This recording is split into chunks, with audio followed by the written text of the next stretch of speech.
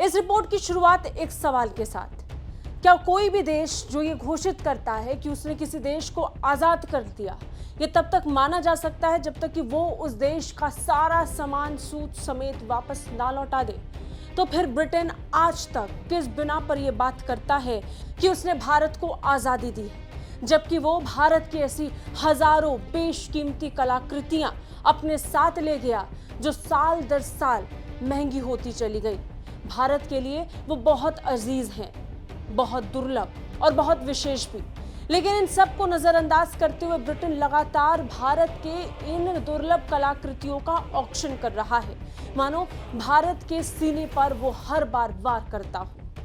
अब ये बात भारत कैसे स्वीकार करता? सो इस बार जब ब्रिटेन ने कुछ ऐसा ही करने की कोशिश की तो भारत ने दिया उसे कड़ा जवाब। नमस्कार, वंदे भारत, भारत तक देख रहे हैं आप, आपके साथ मैं हूं सांची त्यागी।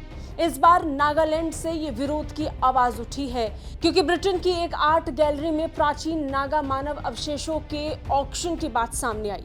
नागालैंड ने इसे लेकर तीखी प्रतिक्रिया दी और विदेश मंत्री डॉक्टर जयशंकर को चिट्ठी लिख दी। विदेश मंत्री डॉक्टर जयशंकर को चिट्ठी लिखते हुए इसका खुलकर विरोध हुआ और कहा कि भारत की संस्कृति का अपमान भी है और साथ ही साथ मानवता के खिलाफ भी। नीलामी की रिपोर्ट पर नागालैंड के मुख्यमंत्री ने इसे लेकर केंद्रीय विदेश मंत्री डॉक्टर जयशंकर से हस्तक्षेप की मांग की है। जयशंकर को लिखे गए एक पत्र में मुख्यमंत्री नेफ्यू रियो ने मांग की कि प्रस्तावित नीलामी को रोकने के लिए ब्रिटेन में भारतीय उच्चायोग कोई जरूरी कदम उठाए। अब खास बात यह कि रियो का यह पत्र ऐसे समय पर आया जब नागालैंड में चर्च नेताओं और नागरिक समाज संगठन के एक प्रमुख निकाय फोरम पर नागा रिकंसिलेशन ने मुख्यमंत्री से हस्तक्षेप की मांग की। पत्र में कहा गया कि नागा मानव अवशेषों का अनुमानित मूल्य 3,500 से 4,000 ब्रिटिश पाउंड है और इसका स्रोत बेल्जियम के एक्स फ्रैंकोइसिस कॉपिन संग्रह से पता लगाया गया है। नागा पूर्वजों की मानव खोपड़ी द क्यूरियस कलेक्टर सेल नामक नीलामी का हिस्सा है और इसे प्राचीन पुस्तकों, पांडुलिपियों, चित्रों, आभूषणों, चीनी मिट्टी के बर्तनों और फर्नीचर के साथ सूचीबद्ध किया गया है। नागा समुदाय के बहुत से मानव अवशेष अभी भी ब्रिटेन के पास हैं, जिसे वापस लौटाने की मांग लगातार नागा समुदाय की तरफ से की जा रही है। लेकिन ये इकलौती ऐसी दुर्लभ कलाकृति या अवशेष नहीं है जो ब्रिटेन के पास है। ऐसी बहुत सी कलाकृतियां और इसके अलावा जरूरी दुर्लभ सामान है जो ब्रिटेन के पास पड़ा हुआ है। भारत इनकी मांग लंबे वक्त से करता आया है।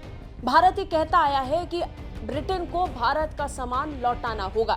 समय समय पर भारत और ब्रिटेन को लेकर कई तरीके की बातें होती हैं। ब्रिटिश राज भारत छोड़कर चला गया, लेकिन भारत को पूरी तरह लूट कर भी। अब बड़ी बात यह है कि भारत के पास इसे लेकर कोई औपचारिक डाटा भी नहीं है कि ब्रिटेन के पास भारत का कितना सामान है।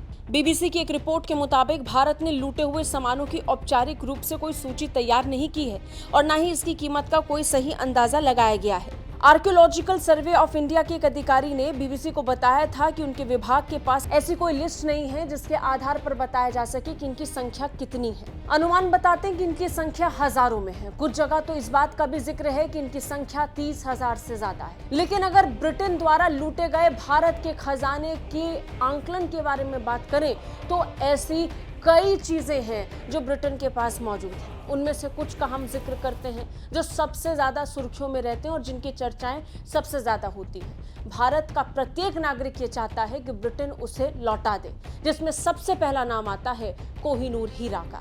ब्रिटिश राजसी परिवार का मान बन चुका कोहिनूर हीरा अब भी ब्रिटेन के पास है, जिसे लेकर भारत मांग करता आया है कि ब्रिटेन को ये लौटा देना चाहिए। इसके अलावा सुल्तानगंज बुद्ध, अमरावती स्तूप पैनल, टीपू सुल्तान की तलवार, शिवाजी की तलवारें, टीपू सुल्तान का बाग, अमरावती रेलिंग, पंजाब के महाराज का ताज, चोला कांस्य प्रतिमाएं, बनी ठनी पेंटिंग, ऐसी बहुत सी दुर्लभ कलाकृतियां हैं जो भारत का मान है, भारत की शान है। लेकिन ब्रिटेन अपने समय पर इन्हें भारत से लूट कर ले गया और आज तक लौटाया नहीं। ब्रिटेन भारत के लिए आज भी लुटेरा है, क्योंकि भले ही वो ये बात कहता हो कि वो भारत को आजाद करके चला गया, लेकिन भारत को लूट कर चला गया है और इस लुटेरे को भारत का सामान लौटाना चाहिए। आपको क्या लगता है? कमेंट करके हमें जरूर बताइए। जय हिंद।